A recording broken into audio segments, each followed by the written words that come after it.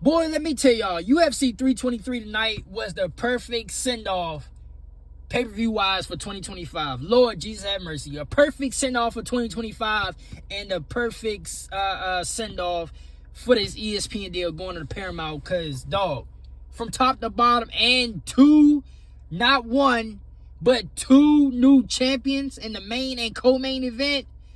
Lord Jesus have mercy. Hey, it's your boy DHP, man. Y'all know the rest, and this is my UFC 323 review. And man, do we got a lot of shit to talk about. Obviously, Instagram, y'all niggas gonna get the shortened version of it. YouTube, y'all gonna get the full review. But dog, Joshua Van become, and I said it, I guarantee y'all niggas, bro, go back to my video that I made like Wednesday. Was it Wednesday? Yeah, I made the video on Wednesday. I'm like, bro, Joshua Van low key now, obviously, the way that fight happened, it didn't happen like I thought it go, because I don't think nobody thought it would go the way like how, for example, like Anderson Silva and Chris Weidman. Like how that shit played out with the injury, or even Dustin and Conor when Conor broke his ankle. Obviously, none of us predicted that to go down the way it did. But I did say stylistically, Joshua Van has the opportunity and potential to be next to Jon Jones as the youngest UFC champ ever. And now, because of what happened to Pantoja's arm, Joshua Van is now the youngest, not the youngest, the second youngest UFC champion ever, and the first UFC champion born in the 2000s. That's, bro, when I tell y'all niggas, and flyweight, for those that have been watching my channel for a long time, y'all know flyweight is my favorite weight class of the UFC. When I tell y'all niggas we going through another changing of the guard, because we're gonna get to my boy Tatsuro Tada and the Brandon Moreno fight, but then we potentially looking at the change of the guard right before our very eyes. And then, come on now, Petrion and Merab. And what's crazy about this is I dropped some videos on both Merab and Pantoja explaining how Pantoja need to be mentioned as far as one of the GOATs, and then Merab potentially overtaking Jon Jones as the UFC GOAT. And they both, well, more so Merab, but Merab came up short. Petrion made the right adjustments in that fight to beat Merab, and crazy to say, because I've been on record saying that the only person I see beating Merab was Umar, if and once Umar get his rematch. I ain't gonna hold you. Now we went out, we saw the fights, and I was happy, and I was cheering for Petrion when he was stuffing those takedowns and shit like that. But I didn't expect this. Like, I'll be lying to y'all niggas if I said I expected Petrion to do what he did to Merab. But before we get into the meat and potatoes of the analysis, I'm gonna go through the main card and we're gonna talk about it, because there's a lot of shit we gotta talk about. And you know what? You know what's crazy? This is why, and this is what we love about the UFC, and more in particular, big picture scale, the sport of MMA.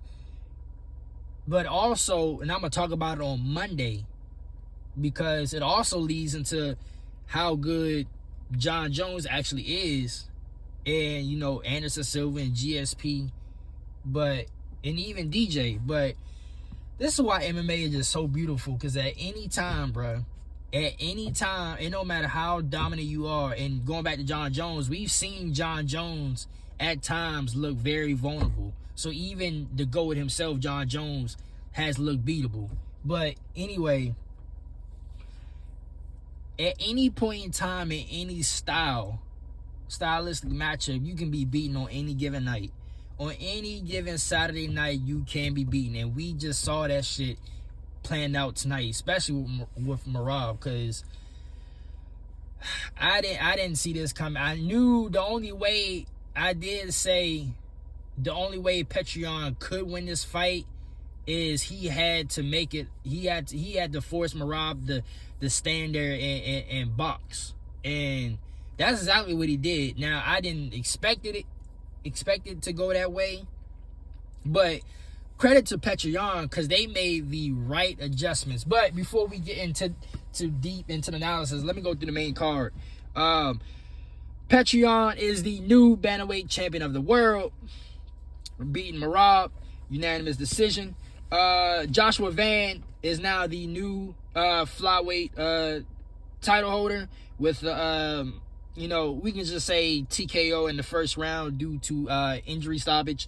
Tatsudo Tada with a second round TKO stoppage over Brandon Moreno.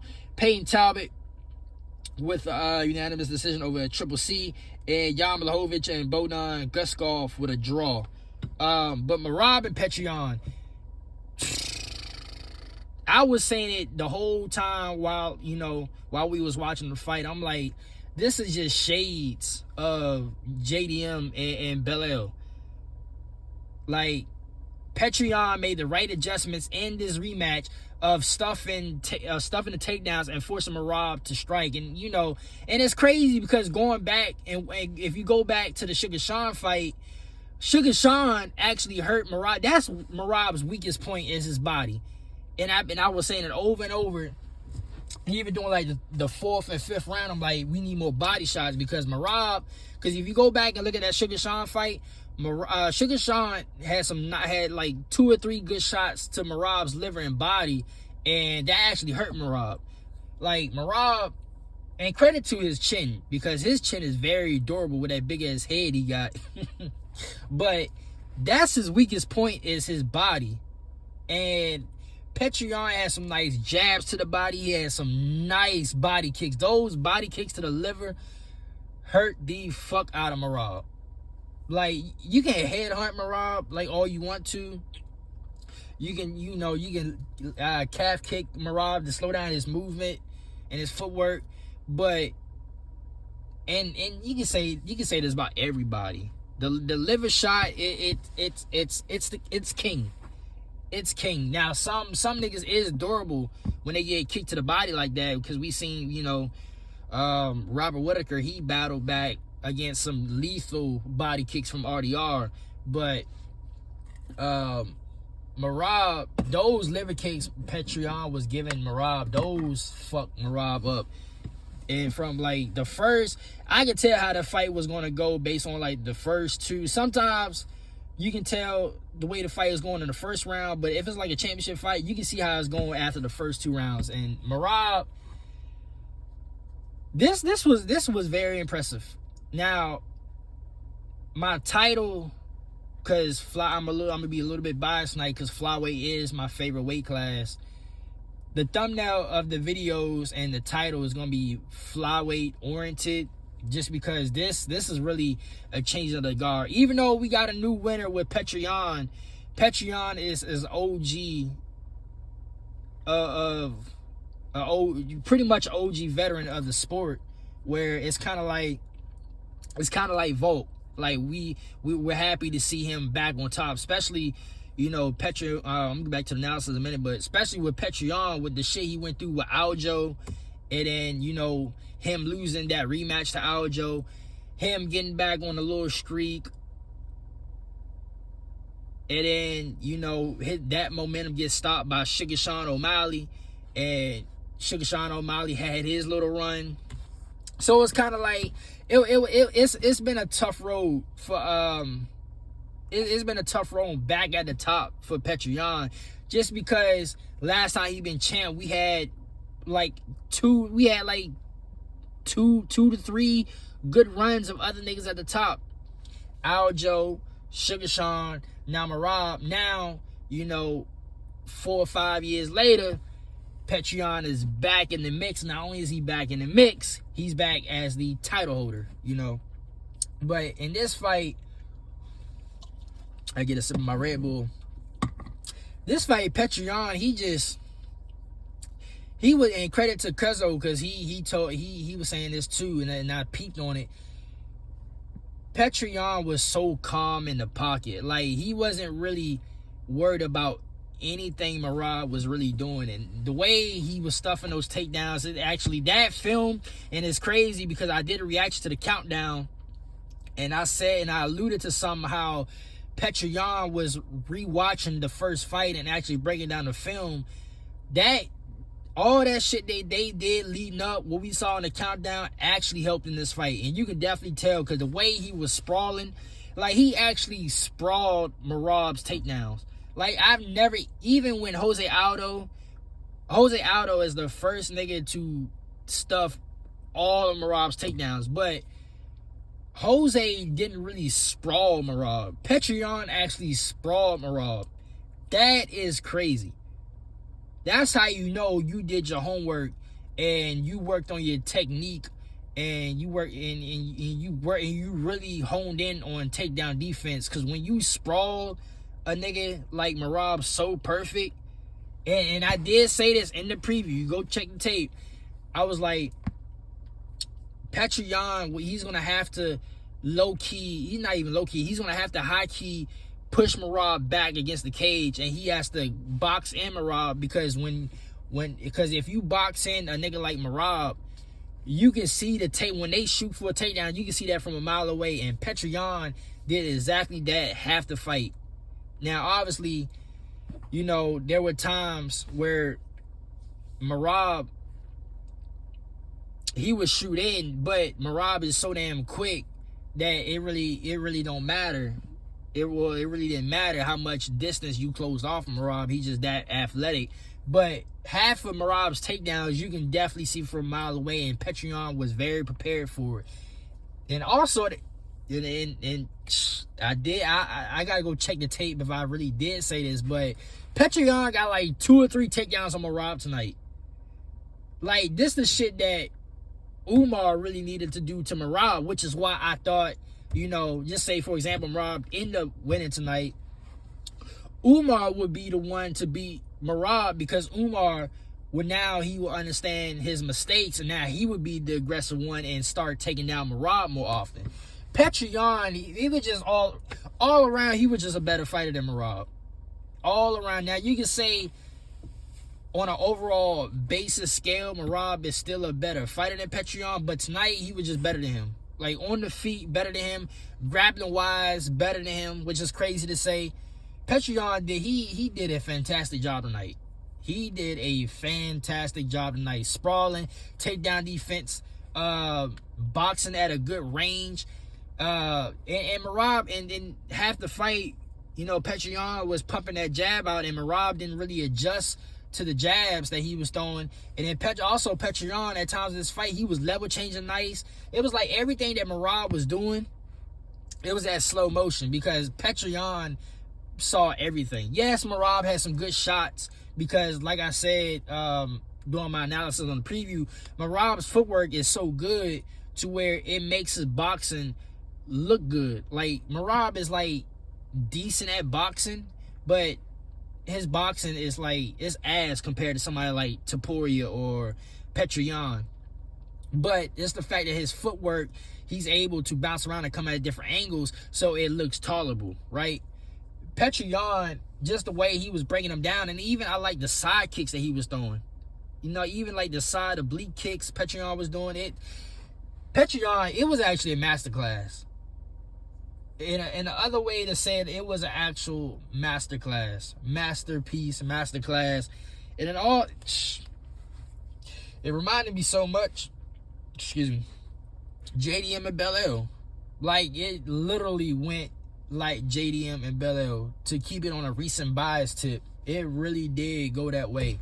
But hats off to Petr Yan, bro. Like I said, it's been a tough road for him to even get back to the spot, because we had so many niggas like get their little run and get their little shine.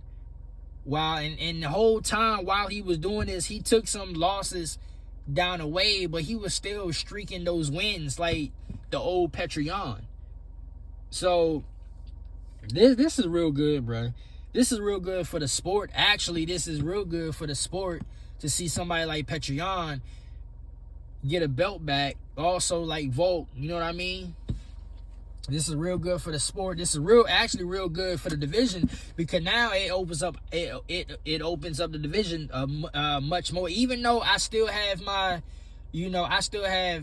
my selective guys in the bantamweight division where I feel like, okay, their levels ahead of, let's say, the 10th ranked guy. You know what I mean? There's still a select few, but it low-key bring niggas back into the fray. You know what I mean? Because if you really think about it, coming up 324 and 2026, I'm gonna talk about it much more in the weekend recap, but coming up on 324 next year, Sugar Sean O'Malley and Sung Yadong is fighting. Let's just say Sugar Sean beat Sung Yadong. That puts Sugar Sean right back in title contention because he already beat Petr Yan. So him beating Petr Yan and Yan got the belt, they could run that rematch back for the belt, you know what I mean? Then you got Umar, right? So it's kind of like, and then you got Corey Sandhagen too. Corey Sandhagen, he needs at least like he needs to get like another win, like get back in the W column, or even just go on a little streak, like a 2-fight win streak, and then he's right back in the conversation. So it's good for everything involved, for the sport and for that weight class in general. But hats off to Petr Yan, man. Hats off, because he really needed this, and I'm happy for him. Now, to the co-main event, Joshua Van. It ain't really much to say, but it is a lot to say because, and by the way, y'all going to check out my YouTube because this is going to run over the time for Instagram. But I want to say this, and I might be segueing into Brandon Moreno and Tatsuto Tara much more, tie those two together. But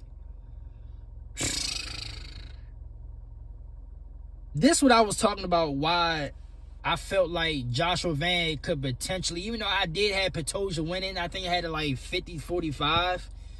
This was the reason why I gave Joshua Van a much more chance of winning this fight, because we saw them first couple of seconds how Pantoja came out all reckless. Like, a nigga like Joshua Van, and I said it in the preview, I'm like, Joshua Van would probably have a more of a harder matchup if this was Brandon Moreno, just because Brandon Moreno is more technical. Stylistically, Alexander Pantoja was the right matchup for Joshua Van, because how Joshua, he's not the nigga to go, now he can exchange in the pocket and go fucking crazy, but he's not the type of nigga to go reckless abandonment like Pantoja did. And Pantoja, he was doing too. Now granted, him getting flipped, now we can say that's just perfect defense on Joshua Van, because how many times have we seen a lot of people, even Marab got put on his head. Petr Yan actually flipped Marab on his head during that fight. So how many times have we seen somebody do something and they get flipped over because the other person saw it and then he countered back and flipped them over? We seen it, with Thug Rose got put on her head, by Jessica Andrade. So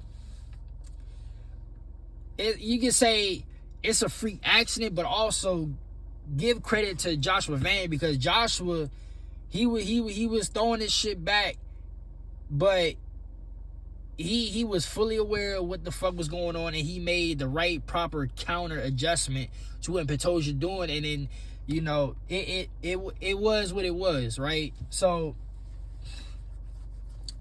I would like to see them running back. I think Pantoja do deserve to get that fight back, but we all know with something like this, Pantoja's gonna be out for a while. Like, we probably won't see Pantoja until like the end of 2026. If not, maybe like early fall.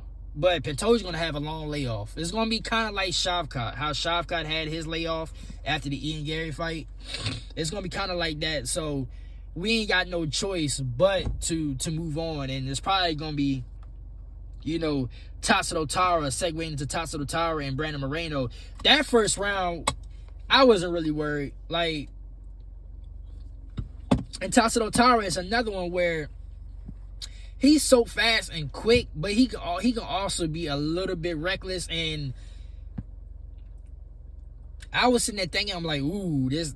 At first, I was like, ooh, this may not be good for Tata, because Brandon Moreno, he is very technically sound, and hey, The nigga will, if you let him, he will get a submission off on you.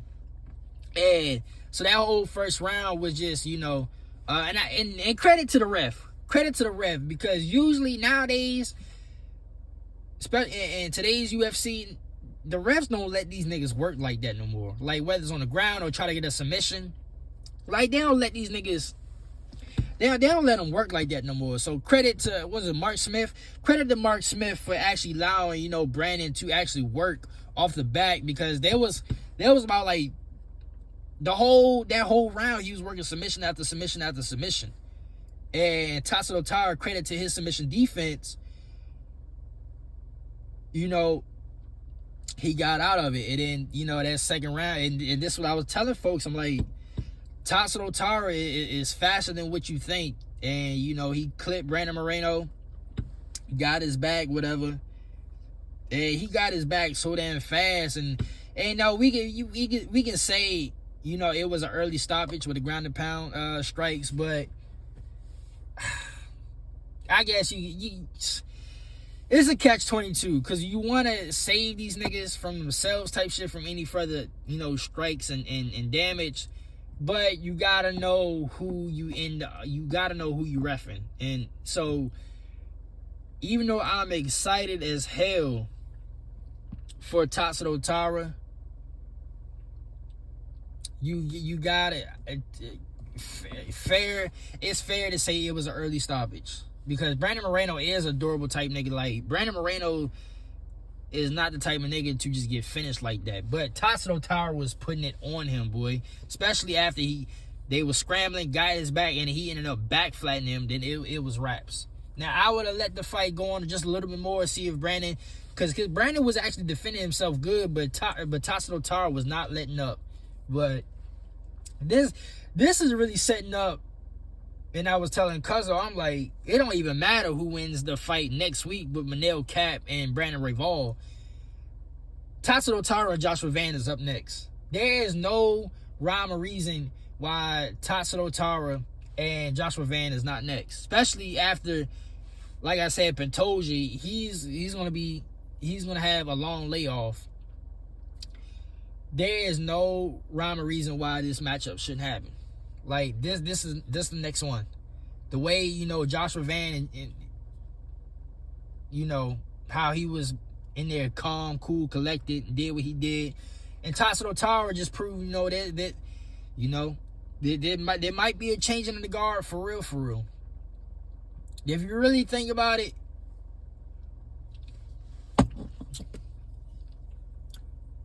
I've been saying this shit about welterweight, about that era potentially being gone. The only one standing is Marty Usman, because you got Wonder Boy. He's not even ranked no more, because we haven't seen. The last time we seen Wonder Boy not ranked was when he was on the up and coming. Kobe Covington is like 14th or 15th now. Gilbert Burns, he ain't the same. So really the only one standing is Marty Usman, right? Well, flyweight, it really coming down that, like, this era, I still want to see how Pantoja bounced back from this injury, because I don't think, and it was something freakish, like the Anderson Silva incident with him breaking his leg off the check kick from Weidman. I don't think it's gonna be serious enough where Pantoja ain't gonna be the same. Like, there is some injuries where you can tell, like. And this is for all sports. This is not just for MMA in specific, but this is for all sports. There is some injuries in sports where it hinders your athletic agility performance, just because the muscles is not as strong as it once was. And then it kind of goes to what they say about ACLs. Like, when you tear your ACL the first time, it's low key kind of easy for you to tear it again. So it's almost kind of like, now granted, medicine has gotten way better, so you can still be successful and still do good after ACL injury and surgery, but the chances of you tearing the ACL again is very, I wouldn't say very high, but it is high that you can tear it again. So there are some injuries that can hinder your athletic performance as far as like agility, speed, and all that shit. Pantoja, this probably won't do him like too bad for real, cause it's just like a broken, to be more simple with it, it's a broken arm. You know. Now he may lack some power in that arm, but this is just a broken arm. He can come back from it. Now, more than anything, it's probably gonna fuck him up mentally to where it could change his style and his approach. Cause that's the shit I was feeling for Thug Rose when we all know she got dropped on the head against Jessica Andrade and fucked up her neck. And it actually took her some while, and she admitted it, like, during the recovery and shit like that. It took her a while to even come back because she was fucked up mentally over that shit, you know? And then, so that's why I was happy when she fought Jessica the second time and she beat Jessica, because that takes some mental courage, especially knowing how she was. And not even just fighting, it was just the recovery process of coming back from the broken neck. So, if anything, I'm saying it might, because Pantoja is a fucking beast. But you never know. When you get in there, when you get back in there, you never know. So I'm saying, quote unquote, it might fuck Pantoja up mentally. But this is a change in the guard for flyweight. I said potential, but this is definitely a change in the guard, because that era, going back to the era, you know, Brandon Moreno, Kai Kara-France, Pantoja, who else? That's pretty much it from that era, for real. Brandon Moreno, Kai Kara-France, Pantoja, but then we got Horiguchi. So we gonna see how Horiguchi, and we're gonna talk about that more on Monday for the weekend recap. But Horiguchi back in the fray, he's definitely part of that old era. But and then, you know, Steve Erze, he went up to bantamweight. So it's kind of like now we starting to see like the new generation, like how I've been saying for welterweight and lightweight, we starting to see that new generation push themselves up, and they made a huge statement tonight with Joshua Van becoming the title holder, and Tatsudo Tara beating Brandon Moreno. So, and we still got Suabalve, you know, like I said, Manel Cap versus Brandon Royval. So flyweight, we in a whole different era now. We in a whole different era of the flyweight from the Figueroa, Davison Figueiredo days. So this is actually exciting. So now we go to Triple C and Peyton Talbot. Fight of the night. Fight of the night. You can arguably say Petrion and Merab was a better fight than Peyton and Triple C, but this was fight of the night for me. And so Peyton, he just pretty much just beat Triple C just off of. Now, I did like in the first round how Triple C was going low on Peyton. He was leg kicking the shit out of him with the low leg kicks and the calf kicks. He was hindering Peyton's mobility, but when they got in the pocket and then Peyton found his range, you know, Triple C. And it's crazy because prime Triple C, he would adjust to it and made it. You know, what's even crazier is that prime Triple C, even with them having a dog fight, prime Triple C was such a fucking dog that he would have overwhelmed Peyton. And you can see at some points in the fight when they was exchanging the pocket and just going all out in a dog fight, Triple C did get the best of Peyton in some of the exchanges, but he lacked the power. So it was basically the youth versus it was like the youth versus old. I'm gonna say old power. Old power is like a veteran of the sport who still have power dynamite hands, but because they're aging, that power is declining. It's almost like Jan Blachowicz in the Bodan Guskov fight. Even though Jan Blachowicz, knocked down Bodan, and actually him knocking down Bodan actually made that shit a draw. But Triple C, prime Triple C, because that fight kind of had the way that fight went down. It was kind of like the Marlon. Go back and rewatch the Marlon Moraes fight with Triple C. It almost reminded me of that fight. So prime Triple C would have definitely got the best of Peyton Talbot tonight. But Peyton, he did real good. He did real good. He was having fun out there. Obviously, they best friends, they teammates, training partners. So he was having fun with it. That's how it's supposed to be. That's exactly how it's supposed to be. I've been saying this over and over. That's one of my pet peeves about the UFC and just MMA as a whole. Because these niggas, whether it's Aljo and Merab or the Dagestanians or, T-Wood and Ben Askren or some of these other niggas, they are so afraid to fight their teammates. And going back to Merab, I know he said this about Ilya Topuria's brother, when Topuria's brother, Alexandre, when he gets like further into the bantamweight rankings, he was going to vacate the belt and then he was going to go up to featherweight. And that's because he don't want to fight Topuria. Or going back to heavyweight, Tom Aspinall, his teammate Deji, he ended up losing to Waldo Acosta. Tom said he would vacate the belt if Deji get up there, number 1 contender, number 2 contender, shit like that. So I'm looking at all that shit, whether it's Tom Aspinall, the Dagestanians, Aljo Merab. I'm looking at that shit with a side eye because this is professional MMA.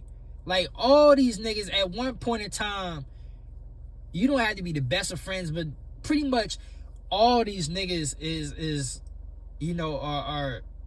are good and cordial with each other. You know what I mean? Or even trained or sparred with one another at one point in time. So it's kind of like, why wouldn't you fight? It don't gotta be personal. Like, this is professional sports. There's a lot of, we can go back to other sports where a lot of niggas is best friends, the best of friends, like to the point where you think they're blood brothers, and they go against each other all the time for championships and even regular season games.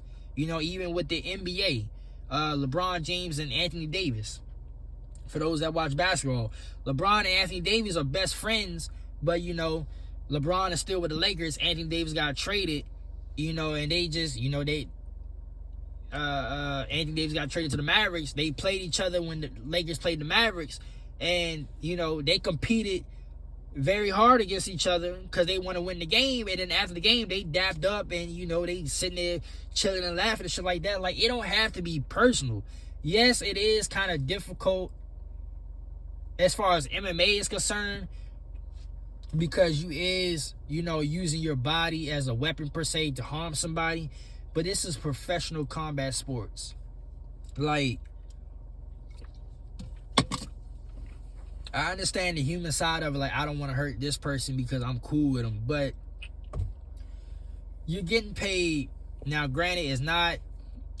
That's a rabbit hole I want to touch on individually in a separate video.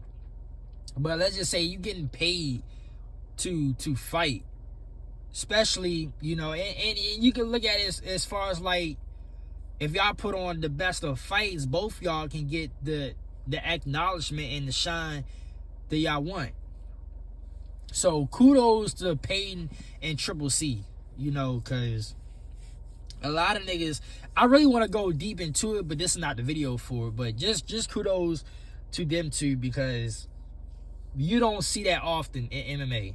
You don't see that often, and they put on the best of fights. If not, my personal opinion, the best fight of the card. So now we're going to Jan Blachowicz. And by the way, for Peyton, you know what? I'm going to save that for Monday. I'm going to save that for Monday's recap, because where do y'all think he will stand in the current? Y'all let me know in the comments. Where y'all think he stand in the current bantamweight division? Like, is it too soon to talk about him being a title contention, or you're not sold on him, so we need like at least like 1 or 2 more fights for data? Like, where would y'all have Peyton right now? Because Peyton is in the top 15 after this. Especially the way that he fought Triple C, he's definitely in the top 15 rankings. Damn well might be, literally the 10th ranked fighter, because he's overtaken Triple C's 10th ranked spot. So, y'all let me know in the comments where do y'all have Peyton moving forward, Then Jan Blachowicz and Bohdan Guskov.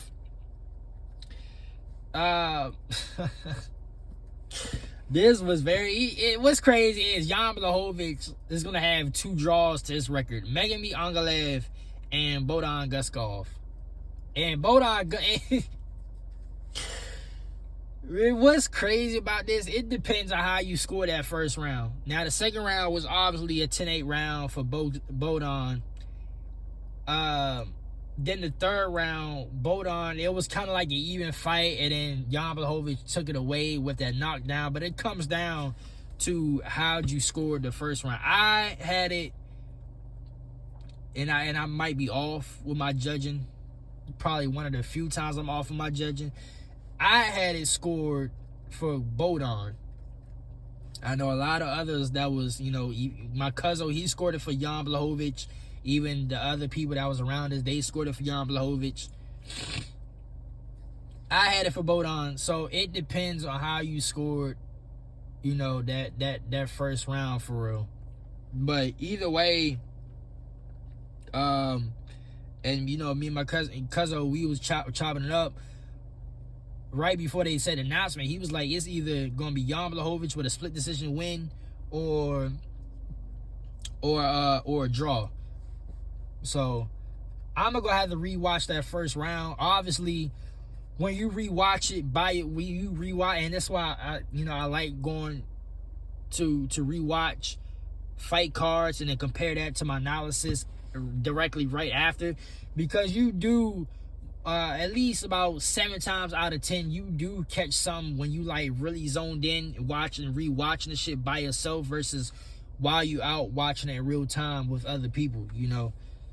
But I definitely want to